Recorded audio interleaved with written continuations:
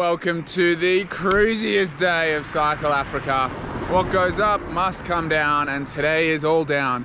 We were up at 2,220 meters yesterday, and we're heading down to the lake at 770 meters over the course of about 35 k's. So we're just bombing, but it's going to take us all day because you got views like this that you stop for.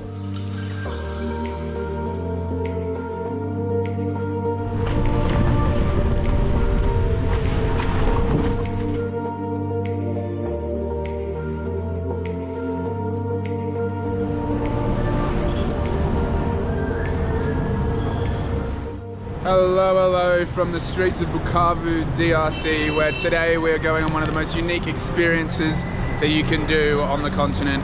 We're trekking for mountain gorillas, the eastern lowland gorilla is the largest of its kind in the world. Very few left, off to Kahuzi-Biega National Park. Wow, I can't wait. Now look at this guy.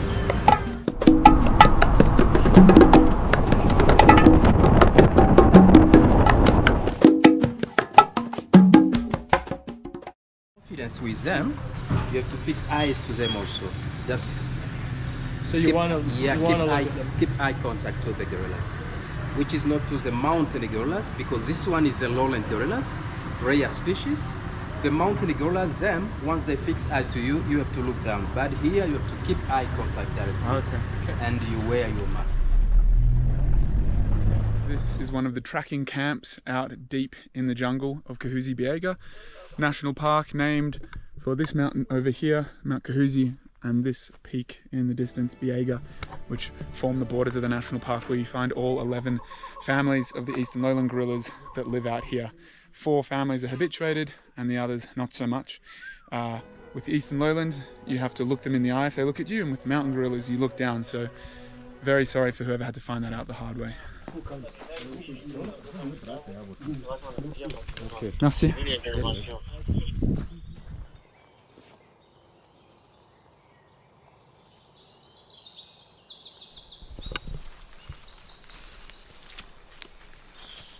As you can see, it is dense bush bashing here.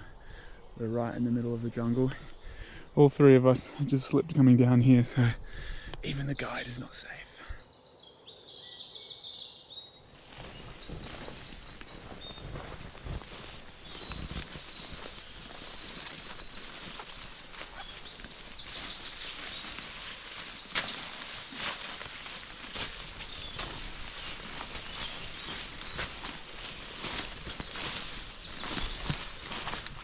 So these tracks that we're following have been made by the gorillas, and we just follow them until we find them.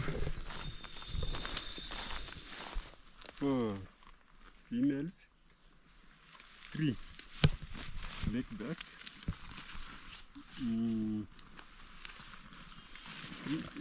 seabird, 3 juvenile, and 2 babies. And all of them are here right now. We've just come upon the family now.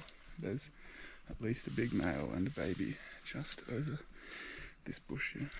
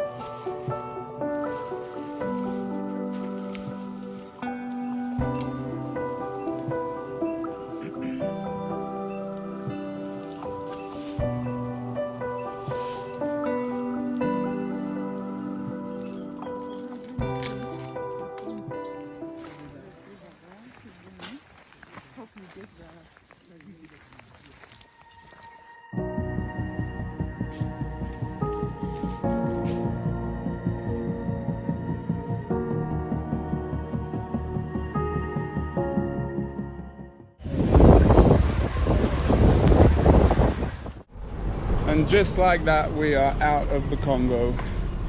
Wow, what a picturesque little bridge to cross. Always feels good to get across that border, but had an amazing time. Really, really unbelievable this time around. Can't wait to be back in a few months. If anyone wants to come along, there'll be a tour coming out soon to come and see the beauty of this area. This is the start of the Congo Nile Trail in Rwanda. About 300 kilos of bikepacking beauty. Apparently one of the best bikepacking routes in the world. We'll be doing about half of it on tarmac and half of it on the proper dirt trail. And yeah, about 8,000 meters of up, which, ouchie. Ouchie, ouchie, ouchie, now I think about it. Awesome, catch you there. This is what we're faced with. 95 k's in, 2,000 meters of elevation gained, and we get these views as I listen to some Mumford & Sons and the rain comes down. It is just majestic. I'm speechless. Nothing has absolutely crushed my legs on this trip like today. But we're going because there's pizza at the end. And it's a kilometre away.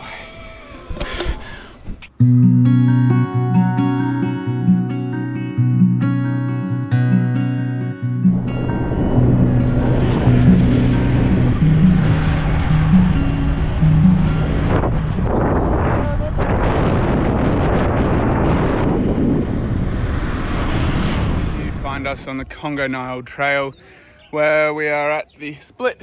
The tarmac goes that way and the dirt road goes that way, and the most scenic route is definitely the dirt. So I've been looking forward to this for a while. It's a world-renowned bikepacking route, so let's go get some dirt. Well, you can see why this part in particular is an Alex shortcut and not actually part of the Congo Nile Trail. It's pretty bad. I don't even know if you could call it a path anymore, but apparently it is. There's no bridge up here though, but my boy Daniel has said he's going to show me how to get through it. I cannot believe this is the trail. Right, so apparently this is where Daniel says we're crossing. It's pretty fast flowing. Hopefully it's not too deep. Oh, my bike is heavy though.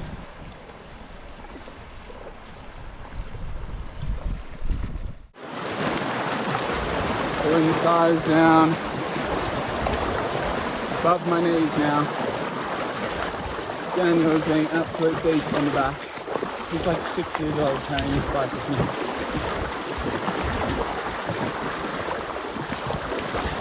Oh, sunken in up to the ankles. Fucking hell, we're across. Oh, misery. These landslides have just made it impossible.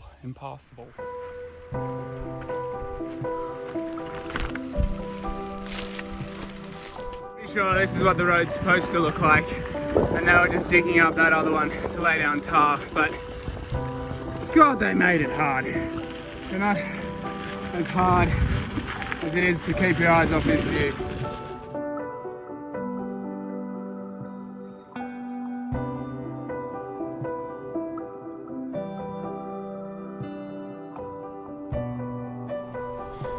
You know what?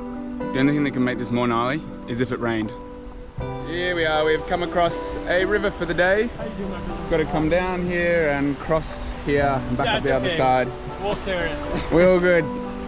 Thank you, boss. Ah, thank you.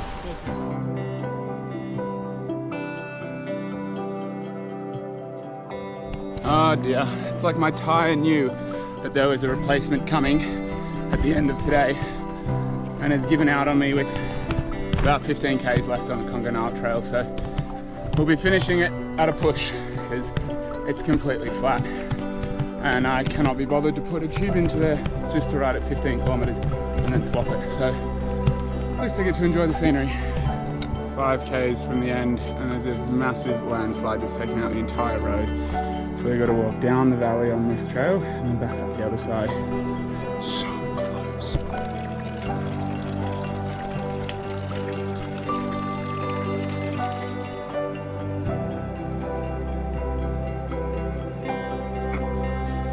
Oh, another day. back shredding through the sweet, sweet, soft tongue.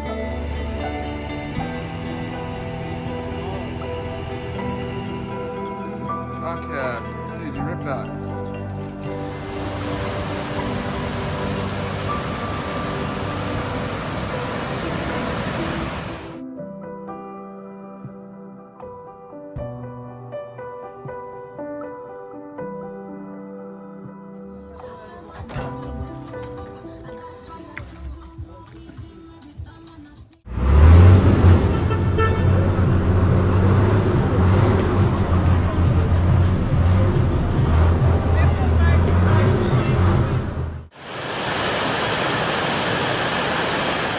Happier to be stuck inside for the first time in 80 days. The first day I'm not needing a cycle. The house people on Umuganda days, they come and help the poor people for a bridge or to go where there is a road which is not nice to make it to yeah, Thank you, bro.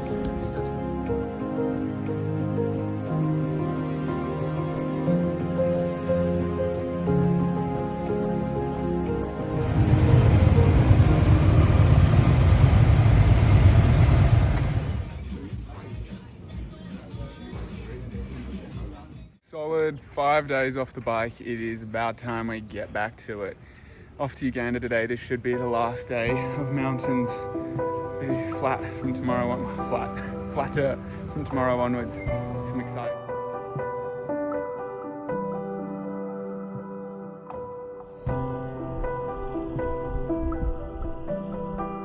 So far on the flats along the valley floor for the first time in a couple thousand Ks. Got the crew freeloading.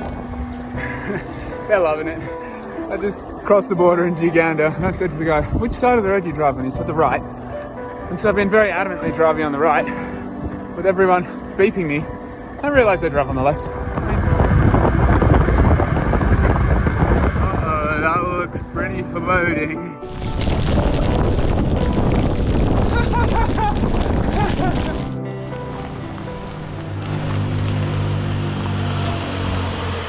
Sundays in East Africa, one of the most exciting. Seeing everyone dressed up in their absolute best, going off to church. I'm not religious, but it's just really nice seeing people, you know, enjoying community. I think that's what it's all about out here. Community is just so strong. It's on the island is pretty much 100% covered in cultivated palm oil plants, which is kind of visually stimulating, but I don't know how great it is for the diversity. First time since southern Malawi that I can look around and it's flat around. No mountains. Wild. Lake Victoria is about 10 kilometers away. What a milestone. Oh, they're rushing me through to get on. Am I in time? Yeah, boy. Ah, look at that. Perfect timing. My God, I will eat my hat. Not only did I make it with 2 minutes to go, but this boat is free. Free! Half an hour across to the island.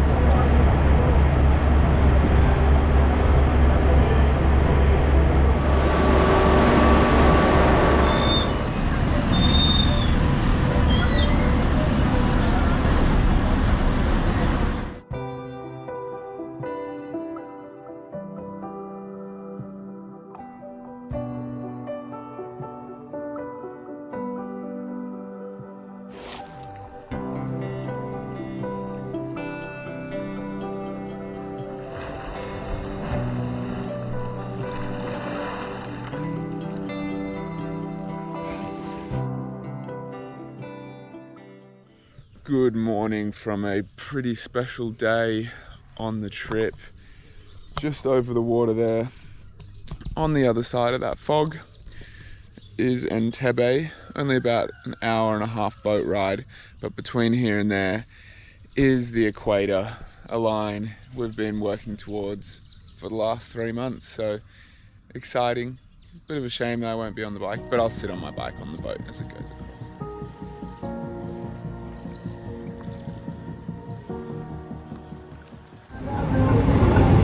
And as I sat there thinking about how nice of a boat ride I had ahead of me, I was oh so wrong.